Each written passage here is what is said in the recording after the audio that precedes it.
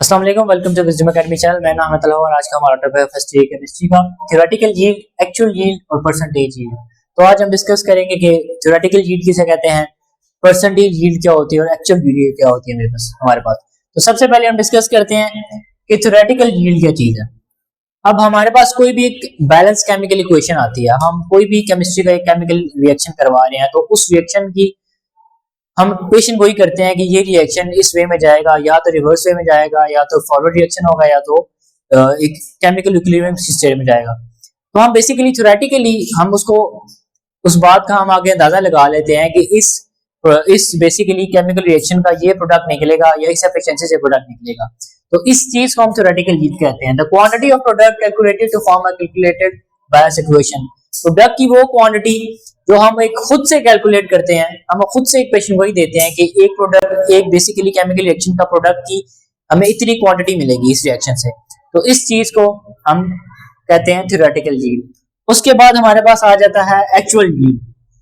अब हमने कोई भी रिएक्शन करवाना है, उस रिएक्शन का प्रोडक्ट तो हमारे पास आएगा, तो जो एक्चुअल अमाउंट में प्रोडक्ट आएगा हमारे पास उस केमिकल रिएक्शन का, उसको हम बेसिकली उसकी एक्चुअल यील्ड कहते हैं। The quantity of product that is actually produce in chemical reaction के अंदर उसकी जो प्रोडक्ट की एक्चुअल क्वांटिटी होती है, हम उसको एक्चुअल यील्ड कहते हैं। और हमारे पास आता है परसेंटेज यील्ड।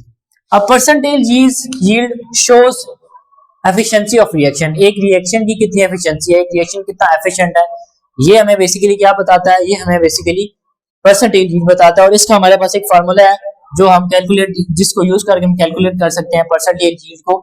एक्चुअल यील्ड को डिवाइड करेंगे हम थ्योरेटिकल यील्ड से और हम उसको मल्टीप्लाई कर देंगे 100 से, तो हमारे पास क्या आ जाएगा, परसेंटेज यील्ड आ जाएगा। बेसिकली हमें हमारे पास किसी भी रिएक्शन की एफिशिएंसी आ जाएगी। अब हमारे पास कुछ ऐसे रीजंस आते हैं जिस रीजन की वजह से हमने जो थ्योरेटिकल यील्ड हमने जो सोची हुई थी, हमने जो कैलकुलेट की थी थ्योरेटिकल यील्ड, वो कम हो सकती है एक्चुअल यील्ड से। अब वो रीजन सबसे पहले हम पढ़ते हैं। पहला रीजन क्या है, the formation of by product. अब हमारे पास कोई भी केमिकल रिएक्शन आ गया, तो उस केमिकल रिएक्शन के प्रोडक्ट के साथ हमें एज एक बाय प्रोडक्ट मिलेगा।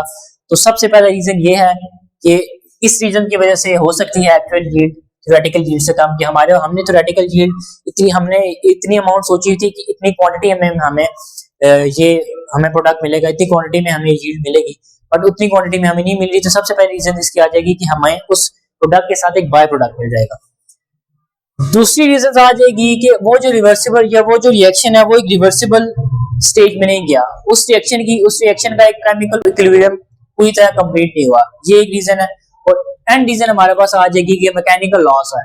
फॉर एग्जांपल, हम कोई भी केमिकल रिएक्शन करें तो उस केमिकल रिएक्शन का हमारे पास कोई मैकेनिकल लॉस आता है। फॉर एग्जांपल, फिल्ट्रेशन के अंदर आ जाता है, क्रिस्टलाइजेशन के अंदर कोई मैकेनिकल लॉस आ जाता है, जिसकी वजह से हमारे पास जो एक्चुअल यील्ड है वो कम हमें मिल सकती है। फॉर एग्जांपल, जैसे मैंने पहले बताया आपको, मैकेनिकल लॉस के अंदर हमारे पास आ जाती है फ्रैक्चरल डिस्टिलेशन, डिस्ट्रक्टिव डिस्टिलेशन, या हमारे पास क्रिस्टलाइजेशन आ जाती है। तो ये कुछ ऐसे फैक्टर्स होते हैं छोटे छोटे जो हमारी यील्ड की परसेंटेज को कम कर सकते हैं। हमने थ्योरेटिकल यील्ड कुछ और सोची होती है और हमें एक्चुअल यील्ड कुछ और मिलती है। तो इन रीजंस की वजह से हमें यील्ड पे कमी मिल सकती है, हमारे यील्ड की जो कैलकुलेशन है वो ऊपर नीचे आ सकती है। तो आई होप आपको आज का टॉपिक समझ आया होगा। मिलते हैं आपसे नेक्स्ट वीडियो में, तब तक के लिए अल्लाह हाफिज़।